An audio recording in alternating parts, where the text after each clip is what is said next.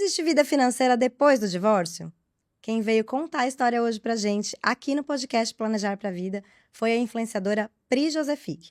Ela passou por um divórcio, tem 2 filhos, está reconstruindo a carreira e contou tudo isso pra gente, fazendo perguntas diretamente para a planejadora financeira CFP, Paula Basso. Se você conhece alguém que pode se inspirar com esse episódio, indica o podcast para essa pessoa, se inscreve aqui no nosso canal, ativa o sininho e siga a nossa página no Instagram Planejar pra Vida. E se você quiser a ajuda de um profissional CFP para te ajudar com as suas finanças, aponte a sua câmera para o QR Code que está aparecendo aqui na tela e busque um profissional CFP para te ajudar na sua história.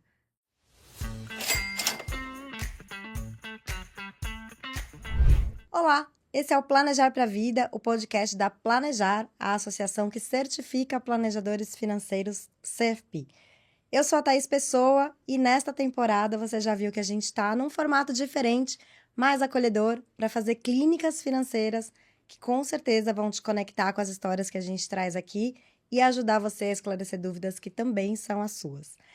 Para falar com a gente da história e trazer mais insumos para esse episódio, a gente está aqui com a influenciadora, mãe de 2 filhos, Pri Josefic. Tudo bem, Pri? Olá, tudo bom? Muito obrigada pelo convite. A honra é nossa te receber aqui. A gente sabe que você passou por muitas mudanças na sua carreira aí, conta um pouquinho do divórcio, da sua mudança de vida, mas a gente chega lá. Eu vou apresentar também a planejadora financeira CFP que vai ajudar a gente nessa conversa, a Paula Basso. Tudo bem, Paula? Tudo bem, prazer enorme estar aqui também. Prazer é nosso. E eu queria começar então, Paula, ouvindo como que você chegou à certificação CFP para a gente conhecer a sua história. Minha história. Digo que minha história não é linear, tá, Thaís? Porque eu não sou nativa do mercado financeiro, como muitas pessoas acabam pensando, né? Que quem vira planejador financeiro é nativo do mercado financeiro. Eu vim da área de educação, planejamento educacional e desenvolvimento de uma instituição. Depois fui para a área de tecnologia, fiz gestão comercial de time de TI. Fui tradutora, rodei o mundo traduzindo do italiano para o português, português para o italiano, congressos de economia e psicologia. Abri uma startup de marketing digital para um grupo de empresários. Em algum momento eu decidi que todas essas iniciativas convergiam para eu empreender. E foi quando eu decidi, então... Eu caí de paraquedas em finanças, porque algum amigo me solicitou ajuda. Eu não sabia como ajudar, mas ele me pediu 4 vezes. Depois da 4ª, eu digo, tá amigo, bom, né? deixa eu ver o que eu posso fazer com isso. Comecei a me especializar em finanças. Trabalhei de 2016 a 2019 sem conhecer o planejamento financeiro no formato do CFP.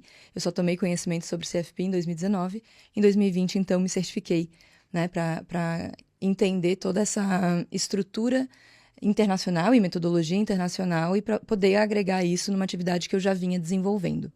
Então, desde 2020 estou certificada, né, sou certificada, e dentro desse processo já atuei em fintechs na área educacional para empresas, hoje atuo com planejamento financeiro de uma forma geral. Que legal. E tanto estudo assim para ajudar histórias como a da Pri, né? Pri, a gente te conhece das redes sociais, a gente sabe toda a sua história, mas uma parte dela, né? Que você se divorciou recentemente, não tão recentemente assim, conta pra gente qual foi o time. Que você tem 2 filhos, que você passou por uma transformação aí na sua carreira. Quem é a Pri Josefic? Bom, sou a Pri Josefic, eu tenho 39 anos, sou mãe, né? Tenho 2 filhos, sou formada em psicologia, me formei em psicologia há uns 12 anos atrás, mais ou menos. Na época eu trabalhava como psicologia organizacional, então eu trabalhava no RH das empresas, fazendo toda essa parte de admissão, contratação, treinamento, desenvolvimento. Quando nasceu o meu primeiro filho, eu fiquei naquele lugar. E agora? Todas nós, né? Quando temos um filho, eu tenho 2, então eu sei o que você está falando. Quando eu engravidei, o Tintim, né, que é o meu primeiro filho, ele foi muito desejado. Por mais que não fazia parte de um plano tão já naquele momento, mas ele foi eu sempre quis ser mãe, né? Então, quando ele nasceu, foi uma grande aventura, né? Eu me entreguei 100%. E uma coisa que eu tinha certeza era que eu iria voltar para o meu trabalho, né? Eu não queria ser só mãe, eu queria continuar com o meu trabalho. E quando estava chegando o tempo de terminar a licença maternidade, eu não me via mais sem ele. Eu não queria que ele ficasse com alguém e que eu soubesse o que estava acontecendo com ele. Eu que queria participar dessa primeira infância dele. Então, com isso, eu decidi dar uma pausa na minha carreira, né, como psicóloga organizacional, e dei essa pausa para viver exclusivamente da maternidade. Junto com isso, não dava só para ser mãe, e eu fiquei pensando, o que que eu vou fazer, né? Não dá só para viver naquele amor, né? E com todas as dificuldades, né, do primeiro filho, e eu criei uma empresa, que é uma empresa voltada para o empoderamento materno, como sobre tudo que eu falava naquela época, né, há 8, 9 anos atrás, eu já estava bem inserida na internet, eu compartilhava o meu dia a dia, a minha rotina com o meu filho, falava, né, totalmente sobre a criação, sobre o que eu sentia, o que era mãe, que não era só sobre amor, que eram todas as dificuldades, né? Então, eu acabei criando uma empresa voltada para o empoderamento materno, e foi o que começou a mudar a minha vida. Eu já estava numa relação, né? Então, era uma relação né? Fiquei junto com o pai deles por 14 anos. Deles, porque eu tive depois uma outra. menina. Então, são 2 filhos que eu tive. Então, a empresa que eu criei está fazendo 8 anos esse ano. Mas os 2 últimos anos, né? Que foi quando eu me separei do pai das crianças, veio aquele turbilhão de emoções, todas as dificuldades. É um período, né? Como foi um relacionamento longo, foi aquele período que eu não sabia mais quem eu era, né? Como que quem eu era sem o parceiro, sem os meus filhos. Então, essa parte de se reconstruir. E junto com esse processo de me reconstruir, eu fui perdendo também o desejo na minha empresa. Eu gostava, mas eu não queria viver só disso. E aí, né, no final do ano passado, eu comecei a me conectar novamente com a psicologia, que eu tinha parado, né, logo quando meu filho nasceu, e aí desde outubro do ano passado eu voltei para minha área, só que agora eu clinico. Então não voltei para as empresas, então hoje eu atendo como psicóloga clínica. E aí você consegue trazer um pouco dessa história que você já trouxe do empoderamento feminino, passou por uma situação que te colocou à prova, e hoje você possivelmente usa muito desse aprendizado no dia a dia, né? Sim, total, né?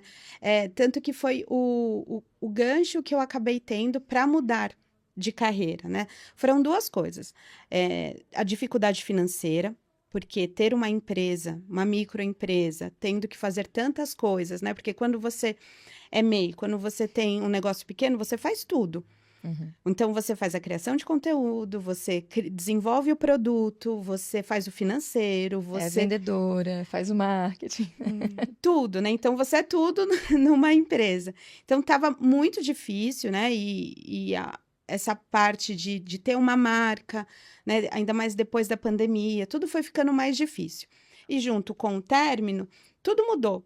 Então, me manter sozinha com as crianças, eu precisava me reestruturar. Então, só da minha marca não estava sendo suficiente. Não era só a marca, porque eu também trabalho como criadora de conteúdo, então eu fazia publicidade para algumas marcas. Então, a minha marca com a parte de influenciadora ia se mantendo, mas mesmo assim eu sentia muita dificuldade. Minha vida começou a mudar quando eu mudei de carreira. Então, desde outubro que eu mudei de carreira, né? Então, voltei para psicologia, mas na parte clínica, que as coisas vêm melhorando. Boa, que bom. Acho que esse é um bom gancho para a gente abrir a nossa clínica financeira. Vou abrir espaço para você tirar suas dúvidas com a Paula. O que você quer saber, ou o que você quis saber e você não teve para quem perguntar, pode perguntar para a Paula. Bom, eu acho que são várias dificuldades, né? Um ponto que eu acho super importante, super válido, eu não vejo que as mulheres foram ensinadas para, né, para cuidar da parte financeira, né? A maioria das mulheres, quando casam, acaba o marido cuidando dessa parte. Então, sempre quando acaba tendo um divórcio, muitas mulheres têm a dificuldade de se recolocar, né, de buscar um emprego, de como se organizar. A minha história é diferente, então eu já sabia como que funcionava, eu já tinha minha empresa, só que mesmo assim, ser a única da casa é muito difícil. Então, eu sempre tive muita dificuldade de me organizar financeiramente. Um ponto que eu sinto é que eu sinto que eu tô sempre me afogando. Então, eu tenho muita dificuldade em me organizar financeiramente. Então, de guardar dinheiro. Sempre que vem uma conta, então, é essa. Às vezes eu brinco, eu vou... Deixa eu ver, qual que eu vou pagar primeiro? Qual que eu vou deixar para o mês que vem? Sorteio. Esse mês vai ser essa. Essa vai ficar para o próximo mês. E isso é uma coisa que acaba dificultando muito. Se é um mês ou outro dessa forma, é compreensível, né? Mas se é todos os meses, dá uma sensação de afogamento. Então, eu sinto que a minha principal dificuldade é isso, é guardar o dinheiro, entender aonde que eu vou colocar, quais são as principais contas. Porque junto com tudo isso, tem aquele, eu me mimei. Eu não tô trabalho muito tanto, eu bem, mereço. trabalho... então, eu vou comprar isso. Eu vou comprar esse tênis. Agora eu acho que eu preciso tanto dessa camiseta. E muitas vezes eu vou deixando, né, o meu foco principal, porque às vezes parece ser tão distante o que eu quero, então eu preciso de um mimozinho ali para eu conseguir. Então, eu acho que o mais difícil é essa parte de organizar, priorizar, como começar. Muitas perguntas numa só. Muita vida, né, em Primeiro, volta das perguntas. muita vida em volta das perguntas. Eu acho que o mimimi é algo que a gente precisa fazer. Ele só precisa estar organizado dentro do orçamento e tem que procurar entender, eu me mimei porque me falta o quê? Né? Eu acho que todo o planejamento financeiro, ele parte de si. Né? Então, pode existir um desejo de preencher alguma coisa que realmente falta, e através do consumo, momentaneamente, eu sinto esse prazer. Ou pode ser simplesmente por uma falta de clareza. Sabe que eu participei de um treinamento um dia que tinha um monte de número, do número 1 ao número 54, todo espalhado pela folha. E a gente tinha 4 minutos para se encontrar. 1, 2, 3, e ir encontrando esses números. E todo mundo, assim, 80% da sala não conseguiu em 4 minutos encontrar os 54 números. Até que a pessoa que estava dando essa aula fez o seguinte: dividam em quadrantes e vocês vão perceber que existe lá 1, 2, 3, 4, 5, 6, 7, 8, 9. Tem tamanhos diferentes, né? Então ficava confuso, você não conseguia encontrar o padrão. O que ela estava ensinando ali? Um método de leitura daquelas informações, que pareciam totalmente aleatórias e sem ordem. Quando a gente faz um planejamento financeiro, a gente traz essa ordem para o que hoje você enxerga como caos. Então, pegar aqueles extratos, colocar de uma forma organizada para você enxergar quanto que está entrando de fato, quanto está custando a minha vida. E eu diria, inclusive, de inverter a ordem. Quanto eu ganho, quanto eu direciono para o meu futuro, quanto eu gostaria de ter de lazer, e aí eu vou ver se a minha qualidade de vida básica, minha dignidade de vida, está paga ou não. É um jeito diferente de pensar. Então, o futuro, você sabe que vai chegar, tanto que chegou para você numa situação de divórcio e você não tinha uma reserva, você de repente ainda talvez não tenha bem estruturado como guardar um dinheiro para você poder ter uma liberdade financeira quando você decidir não trabalhar com a mesma intensidade. Então, a nossa renda do mês, ela não é só para o que a gente gasta no mês, ela é da nossa vida e um pedacinho a gente tem que destinar para lá. Por que isso é importante? Porque quando você ganha, hipoteticamente aqui, vou botar 10 mil, porque 10 mil é fácil da gente dividir em partes, né? Você ganha 10 mil e você começa a gastar como se você tivesse 10 mil, a nossa vontade de gastar é muito rápida. A gente rapidamente tem desejos, rapidamente tem estímulos que fazem a gente gastar. Agora, se eu sei que eu ganho 10 mil e 2 eu já separei para o meu futuro, porque esse futuro chega, ou essa minha reserva, ou de repente até uma viagem que eu queira fazer, uma especialização, de repente eu decido que eu quero ter uma qualidade de vida, que eu quero me mimar toda semana. O que é me mimar? Na semana 1 eu quero comprar roupa, na semana 2 eu quero ir para restaurante, na semana 3 eu vou para balada com as minhas amigas, na semana 4 eu vou viajar no fim de semana. Legal, quanto que vai custar esse teu te mimar? É R$500 por semana? Bom, é 2 mil por mês. Então você sabe que você vai ter que estruturar a tua vida com 6 mil, porque 2 foi pro teu futuro, 2 foi para se mimar, e os outros 6 vai ter que dar conta da tua vida. Cabe ou não cabe? Não cabe. que eu vou fazer? Eu vou encontrar uma forma de chegar nos 10 mil, porque talvez, ou chegar em 20 mil, ou em 15 mil. Aqui eu tô falando números hipotéticos, obviamente, né? Cada um vai adaptar para sua vida. Mas você passa a pensar aonde você quer chegar. E isso te estimula a caminhar também. Ao mesmo tempo, você pode dizer, bom, enquanto eu não chego lá, enquanto eu não chego, de repente, dos 12 mil, né? Que talvez seria um ideal para você, o que eu ajusto? Bom, eu vou abrir mão de me mimar com 500 por semana. Vou ajustar para 150, que nessa vez dá. Dá pra comprar uma blusinha. Sim. Mas você não precisa se privar, você entende? Você só traz para a proporção do que é possível no momento. Você sabe onde é o teu ideal. Você continua caminhando para chegar no teu ideal. A grande questão é partir do que é importante para você. E claro que no caso de quem é mãe, os filhos têm que ter um campo especial, porque certamente isso vai entrar. Você tem dúvida sobre os filhos, Pri? Eu tenho, né? Assim como eu não recebi educação financeira, é algo que eu quero muito que eles tenham, né? Então, eu preciso buscar melhores formas para reservar um dinheiro para eles, né? Além de fazer uma educação financeira, mas como reservar, como separar, o que é o ideal. Tá. Eu tenho uma visão polêmica sobre isso. A gente gosta de polêmica. Eu não sei se é polêmica, mas eu acredito que o melhor presente que você pode dar para o seu filho é a sua autonomia financeira. Você construir a sua liberdade financeira faz com que ele não dependa de você no futuro. Então, ele vai ser livre para ele construir a vida dele. Se você conseguiu construir isso, significa que você conseguiu conquistar um conhecimento financeiro e o seu comportamento não só vai falar através das atitudes, mas o seu conhecimento vai ensiná-los a conquistar isso também. Então, você dá de presente para eles 2 tipos de liberdade. A liberdade deles conquistarem a própria riqueza e não dependerem de você. E a liberdade de eles não precisarem te sustentar. E eu acho que esse é um dos maiores presentes que um pai e uma mãe podem dar. Eu sei que existe uma grande preocupação dos pais em deixar algum legado financeiro para os filhos. E é muito bom que isso possa acontecer. Mas um filho pode receber uma fortuna e ele pode acabar com essa fortuna em questão de poucos anos. Agora, essa inteligência financeira, esse preparo e esse cuidado de ele saber manter, cultivar e criar a sua própria riqueza é algo que ninguém tira dele. Então, acho que antes de você pensar neles, você tem que pensar em si. E é muito legal você falar isso, porque faz todo sentido, né? Então, por exemplo, na clínica, né, nos meus atendimentos, eu sempre falo para as mulheres do quanto é importante elas se priorizarem, né? Tem até aquela frase famosa, né, que quando um avião tá caindo, você coloca primeiro a máscara de oxigênio em você, para você depois colocar no outro. Achei super interessante, super válido, e concordo com isso.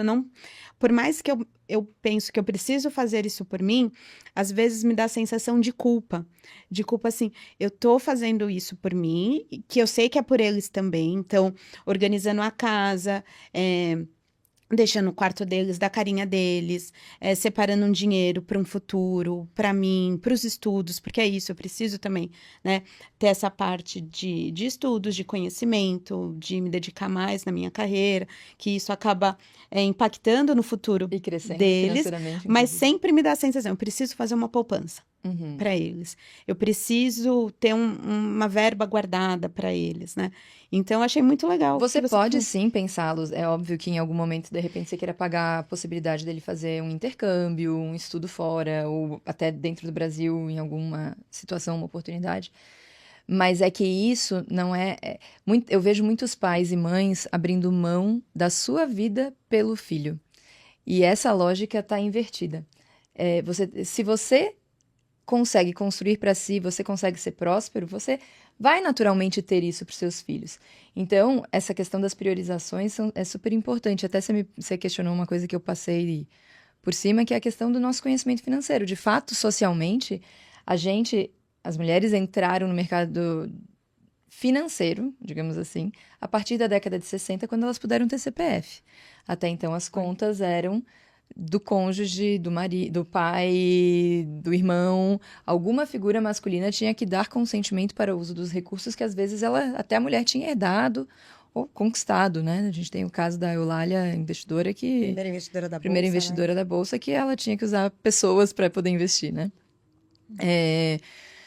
Bem, então isso já fala muito sobre a geração das nossas mães serem a primeira geração de mulheres que começaram a ter uma autonomia financeira. Então, realmente, não existia essa cultura da gente sentar numa roda aqui, por coincidência, estamos só mulheres, olha que lindo. Falando sobre dinheiro e falando disso de uma forma tranquila, né? Falar sobre dinheiro talvez antes era destinado a comprar ou não comprar alguma coisinha para si. Hoje não, hoje a gente fala de planos, hoje a gente se preocupa com os nossos filhos, em como deixar uma estrutura sólida, como construir a nossa segurança financeira, que traz também uma segurança emocional. E então, a gente está num processo de mudança, a gente está num processo de conquistar esses espaços e cada geração vai se aperfeiçoando nisso. Eu acho que preciso tirar essa culpa e essa dicotomia que a gente sente, até a síndrome de impostora, e abrir espaço para conversar, para isso não ficar pesado, né? Sim. E ó, outra coisa que você trouxe que eu achei que é super importante, que é uma preocupação minha, e eu converso com várias pessoas da minha idade que também se torna uma preocupação, né? Quando envelhecer, quem que vai cuidar, né? Porque existe essa falsa ilusão que a gente tem filhos para cuidar da gente, né? Então, quem não tem filhos, tá, então e aí? Quem que vai cuidar de mim? Essa casa, quem que vai cuidar de mim? Mas a gente conhece, né, infinitas famílias que quando os pais adoecem, os filhos não dão conta. E não dão conta não só financeiramente, mas porque não querem.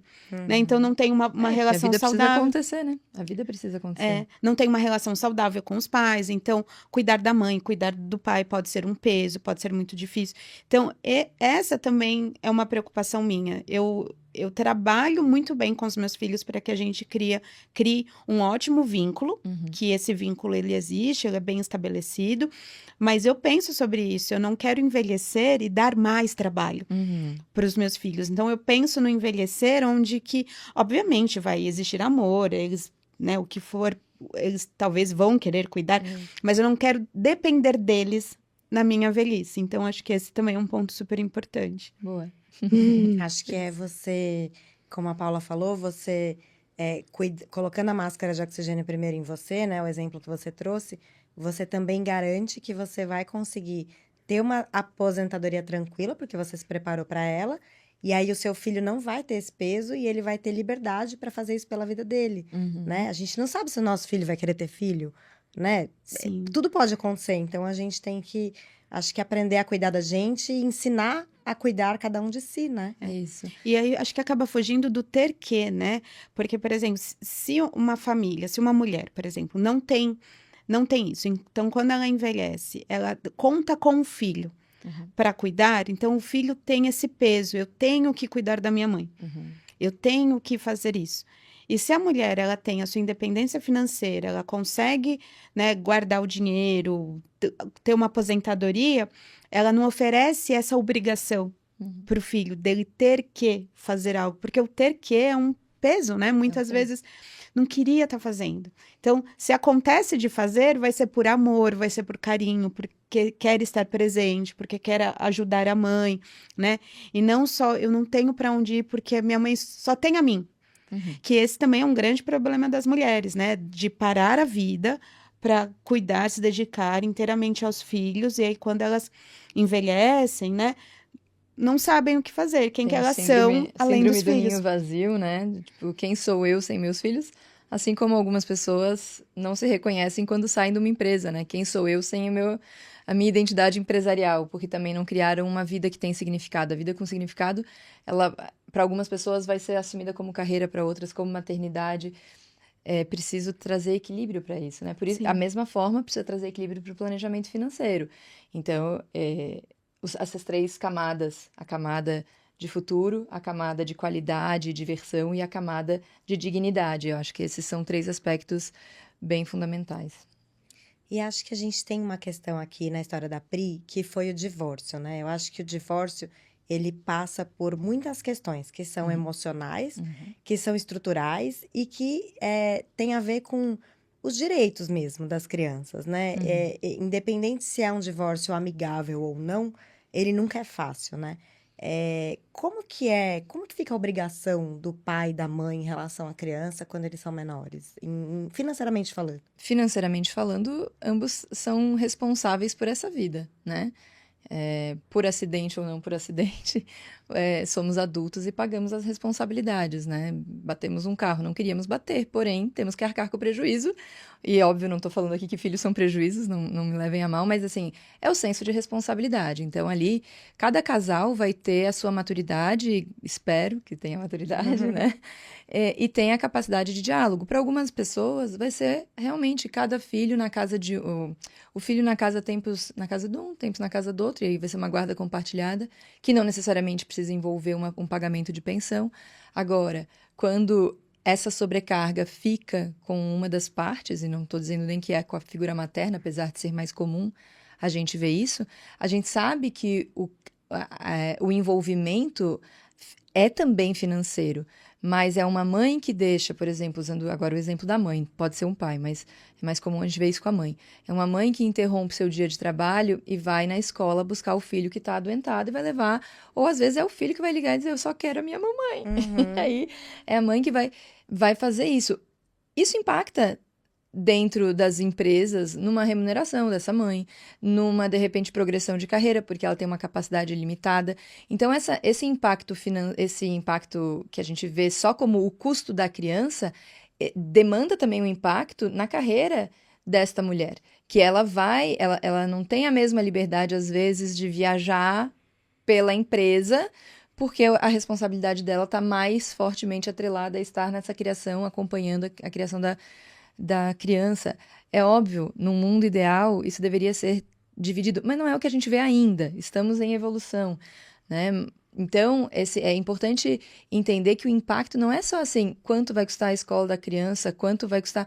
Essa mãe está gastando de Uber para ir às pressas buscar o Uber, ou o carro, o estacionamento, para ir às pressas buscar a criança, enquanto ela teve que desmarcar uma reunião que poderia dar uma conversão de venda, que poderia dar uma comissão que melhoraria a situação de renda da família. E isso tudo não é calculado, né? A gente está falando aqui de... A duras penas a gente vê pessoas que se dignam a pagar uma pensão do que é o correto. E a gente não está nem botando todos esses fatores extras que impactam também na carreira dessa pessoa que assume a maior parte da responsabilidade. Mas, de forma mais objetiva, dizendo, deveria-se fazer uma estrutura de custos desses filhos que envolva a alimentação, o custo de escola, o transporte escolar, o transporte ou até uma reserva para uma situação de emergência de saúde, material escolar, uniforme, que custa caro pra caramba. Caro pra caramba. Material também. Material escolar. Então, isso tudo tem que ser calculado e conversado, dialogado, né? Faz parte. Não estou nem falando de indenizar esse adulto que tem uma responsabilidade maior e acaba desacelerando a sua progressão profissional, muitas vezes, por conta dessa dedicação que em alguns países é visto como algo muito nobre e na nossa sociedade, infelizmente, é punido, né? E no caso da Pri, por exemplo, que tem uma carreira agora voltando para a psicologia, isso talvez mude um pouco, mas ela tem uma renda variável, né? Até pelo trabalho como influenciadora e mesmo com a empresa. Como que você monta aquelas caixinhas que você contou pra gente lá no início com alguém que tem uma renda variável? Então, legal perguntar isso, porque até o maior público que eu atendo é um público médico, né? O profissional da saúde tem justamente essa característica, uma oscilação de renda, e, aliás, outro agravante, uma mistura das contas pessoais e empresariais. Né? Então, primeiro passo, necessariamente separar o que é a personalidade jurídica, que recebe uma quantidade de dinheiro, e o que é a personalidade física, a pessoa física que vai receber uma parte do que a pessoa jurídica vai receber, né? Então, essa empresa precisa se desenvolver. Você, quando vai fazer uma capacitação, você está trazendo um novo resultado para essa empresa. Então, essa empresa pode investir na sua capacitação, né? Você vai ter uma assistente que vai marcar horários, vai cobrar dos pacientes, eventualmente. Então, essa empresa tem que funcionar. E você pode trabalhar estratégias. Então, assim, eu sei que eu tenho uma previsibilidade de pacientes, né? Especialmente como terapeuta, nesse caso, é um pouquinho mais possível de prever. Eu tenho lá os meus números de sessões, mas eu sei que dezembro, janeiro e fevereiro as pessoas tiram férias. Então, o que eu vou fazer? Eu faço meu mapa de despesas do ano. Eu entendo que, de repente, eu vou continuar no exemplo dos 10 mil, porque é fácil, né, de número. Eu entendo que minhas contas estão, na média, em 10 mil, porque tem meses que vão ser 14, porque tem rematrícula, tem compra de material escolar e ainda aniversário do meu filho. Poxa, tudo no mesmo tempo, né? Então, eu sei que tem alguns meses que vão ter pico, e esse pico pode acontecer quando? Justamente na época, em janeiro, que é a época que o psicólogo menos recebe. Então, isso não é uma surpresa. Isso é algo previsto. Se você tem um planejamento financeiro, você sabe que isso vai acontecer. O que você vai determinar? Bom, a minha empresa, ela vai me pagar 12 por mês. Eu não vou gastar os 12. 2 eu vou guardar para os meses de oscilação financeira. Agora, oscilação no sentido de que eu vou ter que pagar 14 naquele mês, ou pagar 16 naquele mês. E ainda assim vou fazer a minha reserva financeira. Então, são situações que são possíveis de serem previstas.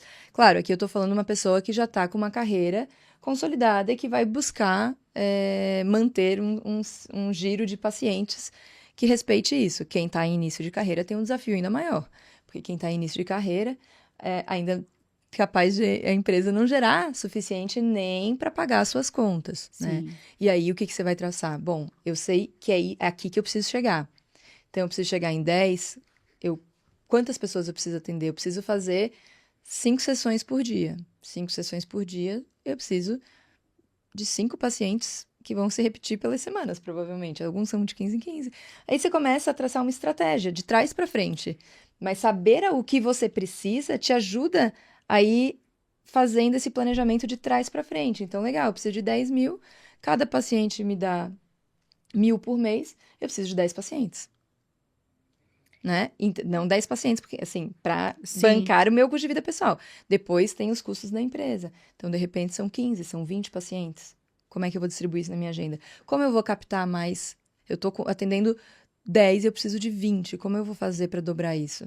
Bom, eu vou primeiro fazer um programa na escola do meu filho, falando de mulheres e autonomia financeira. E aí, como eu vou me tornar mais confiante para... Bom, ali eu apresentei, de repente, dali sai uma pessoa, ou elas vão conversar com outras pessoas. Então, a gente começa a pensar em estratégia a partir disso. Mas ali tem que ter visão clara também e botar um limite. E não fazer com que, de repente, num mês que você teve 30 atendimentos, você transfere tudo para a vida pessoal. Porque pode ser que a empresa também oscile, né? Então, tem que ter esse equilíbrio. Não é porque a empresa teve um mês maravilhoso que tudo tem que vir para... Faça uma previsibilidade. Tempos em tempos, a empresa teve um resultado tão bom, distribui um lucro que vai te possibilitar ter acelerações na tua construção de patrimônio ou fazer uma viagem que você gostaria de fazer. Então, tem bastante possibilidade. Pri, tá dando certo essa organização financeira na sua vida? Você tá pegando alguns insights? Tá conseguindo refletir aí como é que vai ser amanhã? Não, você tá falando isso, né, de dividir por pacientes, né? Esse é um cálculo que eu não tinha feito. Então, assim, porque eu esqueci, né, dessa importância, né, do dinheiro que vai para a empresa. Porque quando eu tinha a minha empresa, né, de moda. Isso, das camisetas, tudo. Eu precisava de um valor maior, porque eu tinha fornecedor, porque eu tinha estamparia, eu tinha o gasto do site. Então, é um valor maior. Hoje, na clínica, né, sou só eu, né? Então, eu atendo e eu esqueci. Você falando isso, eu falei, nossa, eu preciso separar um valor para a empresa. Sim. Porque eu tenho esse hábito, né, que é um hábito errado, e eu preciso mudar isso. É fácil de mudar. De colocar tudo sair do mesmo lugar. Então, tipo, os gastos que seriam para a empresa e os gastos pessoais, saem do mesmo lugar. É só abrir uma outra conta. Abre uma conta CNPJ, já transmite mais profissionalismo, centraliza, fica fácil de você ver o seu faturamento da empresa, organiza a transferência. Ah, Paulo, agora eu tô desorganizada, não consigo transferir uma vez por mês.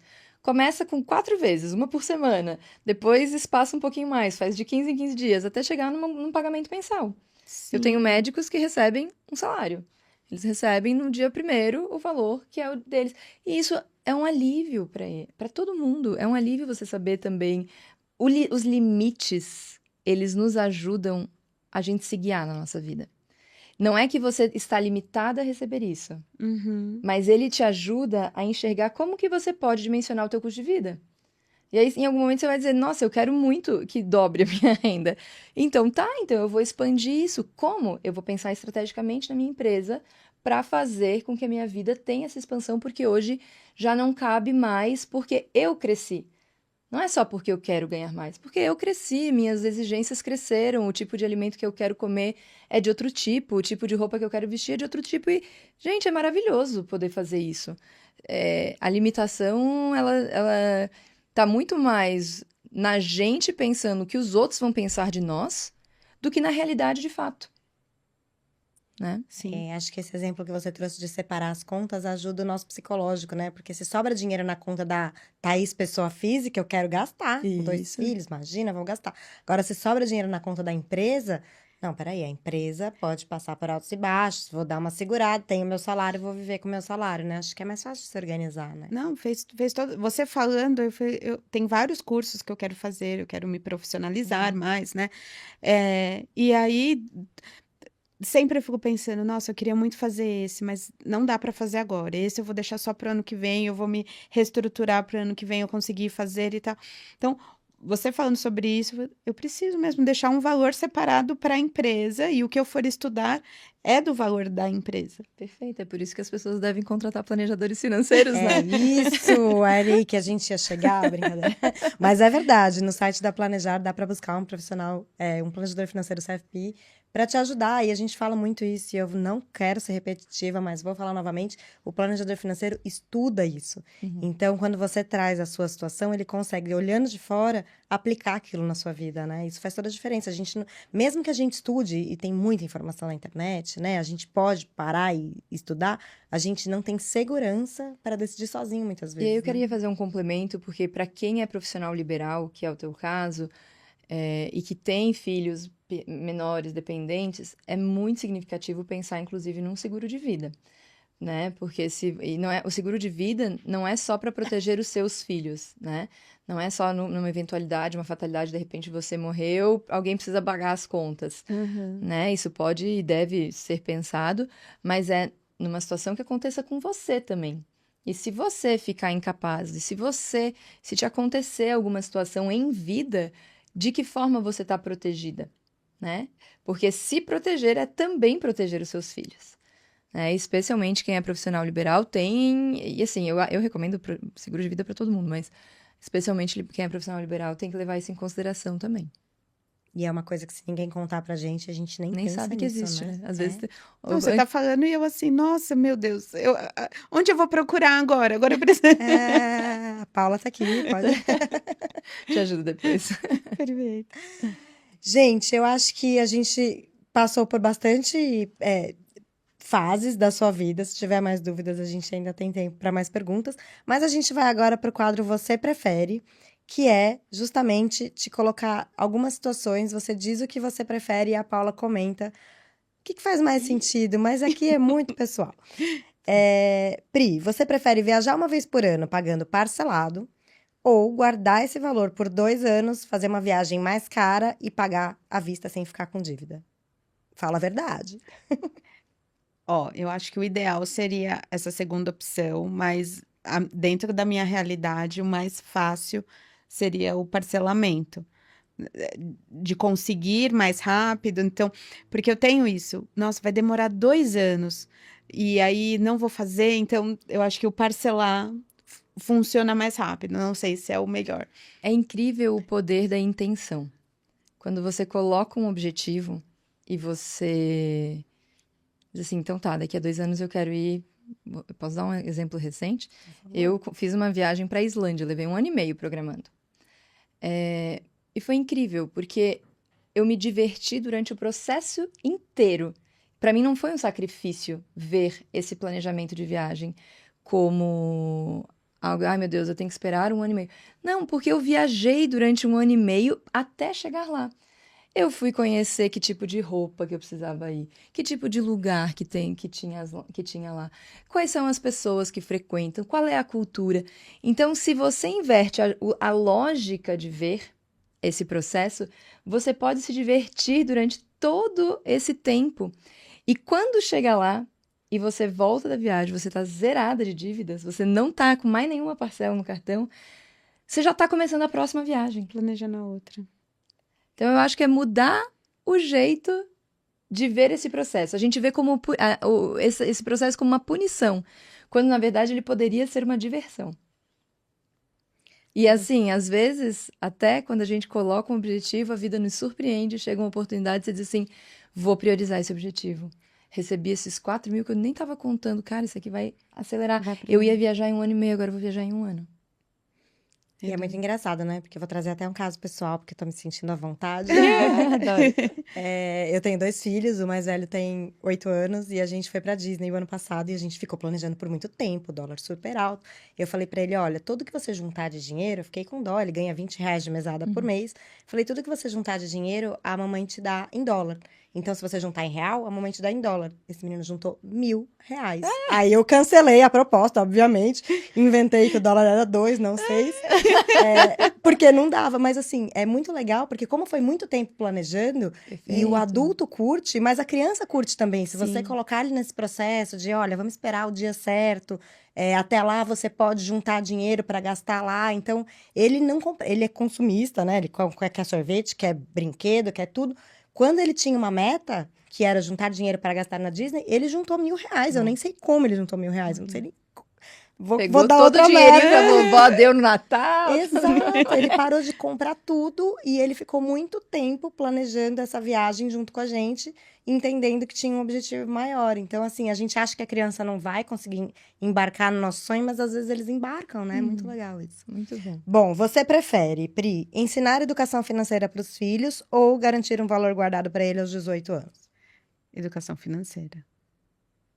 Educação financeira. Eu gosto da ideia dos dois, mas eu não. É mais algo voltado para a segurança, não de que vai receber esse valor e vai fazer o que quiser. Mas tendo a educação financeira, ele vai saber, né? Eles, né, que são dois, saberiam melhor o que fazer, como guardar, esse planejamento, né? Às vezes não só uma viagem, mas mês que vem quer muito fazer um passeio em tal lugar. Então, como que a gente vai guardar, como que a gente pode economizar para que a gente consiga fazer um passeio melhor? Você prefere ter uma renda mensal menor ou uma renda fixa, né? Uma renda mensal menor fixa ou uma renda variável com possibilidade de ganhar mais? Uma variável. Pelo seu perfil de negócio, né? Então, eu sempre trabalhei com renda fixa, né? Até quando eu parei a minha carreira. Mas é muito estabilizado, né? Muito certinho. Mas, ao mesmo tempo, também dá uma segurança. Eu entendo isso. Mas eu gosto dessa ideia de que você pode receber um valor maior se você se dedicar mais, se vier uma outra possibilidade, né? Então, eu gosto do variável. Muito bom. E agora a gente tem algumas perguntas que vieram do público, pelas redes sociais. Inclusive, quem tiver perguntas pode mandar pra gente na página Planejar pra Vida, que a gente traz aqui nos próximos episódios. A Ana perguntou, sou mãe solo como a Pri, existe alguma forma segura de guardar dinheiro para os filhos sem correr risco? Acho que falando um pouco também do filho ter uma guarda compartilhada, o dinheiro que está no nome do filho, às vezes, também pode ser acessado pelo pai, não sei, né? Na verdade, tem que se ver qual é a idade desses filhos, porque filhos menores de idade, eles não vão conseguir acessar, por exemplo, uma previdência enquanto não for maior de idade. Vai ser direcionado a um adulto responsável. E aí, tem que entender se esse adulto responsável É responsável. é, de fato, responsável para a finalidade. Então, existe forma de guardar esse dinheiro, uma delas é realmente a previdência, porque a previdência privada, né, você consegue fazer um processo sucessório com menor risco, aliás, com menor tempo, né, sem passar por inventário, você vai direto para os beneficiários. Mas é importante ver quem são esses beneficiários para garantir também o acesso a essa renda. Da mesma forma, o seguro de vida vai trazer também essa forma de proteger. Agora, pensando numa vida que não vai ter esse evento morte da parte dos pais, pode-se usar tanto algum tipo de investimento de longo prazo, e aí poderia pensar até num valor corrigido pela inflação, alguma coisa assim, que você vai aportando um pouquinho todos os meses, chega lá na frente tem um montante para, de repente, ele fazer uma viagem ao exterior, uma formação fora, enfim, uma experiência, né? Ou iniciar a sua própria vida. Que eu gosto muito de dizer que seja feito em nome dos pais. Por qual motivo? Porque a vida surpreende e às vezes os filhos se desentendem dos pais. E chega lá na frente e os filhos acessam um dinheiro que os pais já não queriam mais que eles acessassem. Às vezes porque se envolveu com alguma pessoa que não tem a afinidade de valores que a família tem. Enfim, pode, às vezes, por algum desentendimento de fato real. Então, eu diria de que essa proteção seja feita pelos pais, que possa ser passada aos filhos, né? Você falou que o dinheiro pode ser, por exemplo, a mãe tem um seguro e o beneficiário é o filho. Esse filho é menor. Ela pode indicar um tutor? Pode. Ou esse tutor necessariamente tem que ser o pai legítimo? Não, ela pode indicar indicar, outro tutor. pode indicar, pode ser sua irmã, por exemplo, pode ser seus pais, podem ser outras pessoas. É difícil você dizer assim, eu vou nomear a Thaís. Quem é a Thaís na tua relação? Thaís não tem nenhuma... Você pode deixar algum termo, alguma coisa, mas é geralmente algum parente mais imediato, né? E os pais, pai e mãe, independente de se entenderem, de estarem juntos ou separados, eles têm acesso a tudo que está em nome do menor? Não saberia dizer se nesse caso do seguro, porque esse seguro já vai ter um beneficiário. Então, nesse caso, se o filho for o beneficiário, aí o responsável vai ser o pai, né? Se a mãe morreu, o responsável vai ser o pai. Se o investimento tiver no nome de uma criança, É o patrimônio do filho. O patrimônio da criança. O patrimônio da criança, que nem quando a gente faz uma doação em vida de uma casa e diz que a pessoa, vamos lá, eu tenho uma casa, deixo de doação já em vida para o meu filho, mas eu tenho direito ao usufruto. Enquanto eu estiver viva e com direito ao usufruto que eu não quiser me desfazer da casa, mesmo que a casa seja do filho, o filho não tem direito de acessar.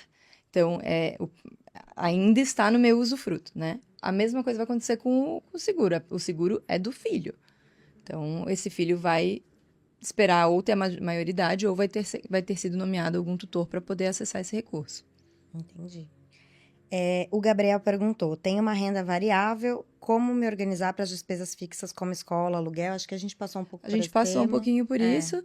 Eu acho que é importante, bem importante fazer esse mapa das despesas anuais, colocando os valores de rematrícula, os valores de material escolar, os valores de uniforme, além das tradicionais IPTU, IPVA, eventualmente uma taxa de associação, contas que são pontuais, mas que fazem parte da vida, festas de aniversário, Dia das Crianças, aqueles momentos que você tem um desembolso maior, coloca nesse mapa de contas, porque aí você vai trazer uma clareza real do quanto é a sua despesa fixa. Ela não vai estar enviesada só com as contas do mês, porque geralmente as nossas despesas fixas são maiores do que a gente pensa.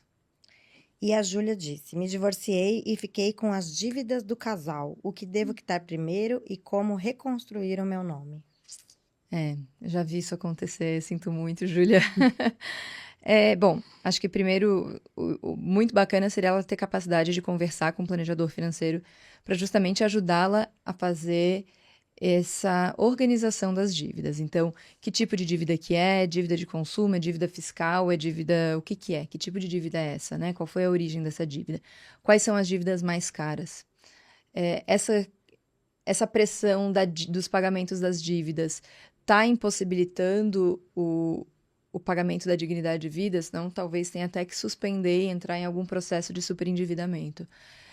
Precisa entender realmente caso a caso, mas de uma forma tentando ser um pouco resolutiva, organizar essas dívidas, entender quais são as dívidas mais caras para quitar primeiro as mais caras. Se for interessante e possível, somar todas essas dívidas, unificar, organizando uma dívida que seja maior, tentando negociar uma taxa de juros mais baixa, e aí podem ter as modalidades de crédito consignado, enfim, outros, de repente até um refinanciamento da sua casa, alguma coisa que ajude nesse processo, que traga uma prestação mais saudável para o fluxo de caixa, para ela conseguir ir reconstruindo essa vida, e inclusive com o pagamento da dívida que ela tem, mesmo que seja maior, em dia, gradativamente ela vai ganhando pontuação de crédito para se refazer o nome dela, né? Então, acho que por aí poderiam ser bons caminhos. Importante cuidar do nome, né? Acho que isso também é uma coisa que fica de assim, conselho, né? A gente tem a cultura de ver dívida como algo muito negativo no nosso país, porque a gente realmente tem dívida de consumo, né, na maior parte, né? Claro, tem a dívida de financiamento imobiliário, que é significativa, mas a dívida de consumo é aquela dívida de que eu estou comprando alguma coisa que eu não tenho dinheiro para comprar. E por isso a dívida se torna pesada no país. Mas as pessoas mais ricas do mundo, elas usam dívida de uma forma a alavancar seu patrimônio. Então, se eu tenho acesso a um crédito e eu não preciso me descapitalizar totalmente, eu vou, de repente, acessar esse crédito porque eu vou tendo remuneração dos meus investimentos, vou fazendo um fluxo de caixa mais leve, de repente isso aqui virou o jogo, se valorizou. Então, dívida não é necessariamente ruim. O problema é o tipo de dívida que a gente está contratando, que é geralmente associado a ter gasto mais do que a gente poderia. Então, nesse caso, dívida, especialmente para o brasileiro, tende a ser muito, muito negativo. E o brasileiro tem um agravante que tem um histórico de ter um país com inflação persistente por muitas décadas, né? Foi estabilizada ali no meados dos anos 90, mas até então era muito difícil você, além de que não tinha acesso a investimento democratizado, né? Era muito difícil mesmo fazer um planejamento, porque vou planejar o quê? Vou guardar dinheiro no dia seguinte não vale mais? Poxa, então eu vou gastar. Eu vou Comprar o que dá hoje. comprar o que dá hoje, porque senão amanhã o meu dinheiro vai valer menos. Ou, no máximo, eu preciso ter uma casa, eu preciso ter um imóvel, eu preciso ter algum bem, porque é a forma que eu vejo de ter dinheiro. Né? Então, essa mentalidade é uma mentalidade persistente ainda hoje, que recebo, gasto, recebo, gasto, recebo, gasto. Ou recebo, preciso comprar uma casa. E aí é uma dívida, porque eu não tenho dinheiro para comprar a casa, e aí eu tô entrando numa dívida. Ah, mas é porque a casa é esse lugar de segurança que para o brasileiro, por muito tempo, se construiu. De fato, pode ser. Eu sou uma pessoa que sou super favorável às pessoas terem casa própria. Sou, assim, eu não vejo problema quanto a isso. Mas existe esse pensamento. Então, somos nós que temos que também atualizar o momento de vida que a gente tem e começar a tomar conhecimento de que a situação mudou, né? Já não é mais anos 80, apesar da gente ter sido criado por pais que viveram aquela dor. Portanto, imprimiram esse sentimento em nós, né? Muito bom. Gente, a gente chegou ao fim. Eu queria agradecer demais. Obrigada, Pri, de ter compartilhado sua história com a gente. Eu que agradeço, foi uma delícia. Obrigada, Paula, de ter trazido tanto conhecimento aqui pra gente. Obrigada, é um prazer enorme estar aqui. Prazer te conhecer também. Prazer Priscila, meu linda tua também. história. E se você ficou com a gente até aqui, siga a nossa página Planejar pra Vida lá no Instagram. Entre no nosso site planejar.org.br, busque um profissional CFP para te ajudar. Com certeza ele vai ter dicas para te inspirar e vai poder olhar para sua vida individualmente. Tem também os outros episódios aqui do canal que são muito inspiradores e que trazem histórias reais que podem te ajudar. Fique com a gente, acompanhe os nossos próximos episódios. Planejar para a Vida. Quem se planeja tem futuro.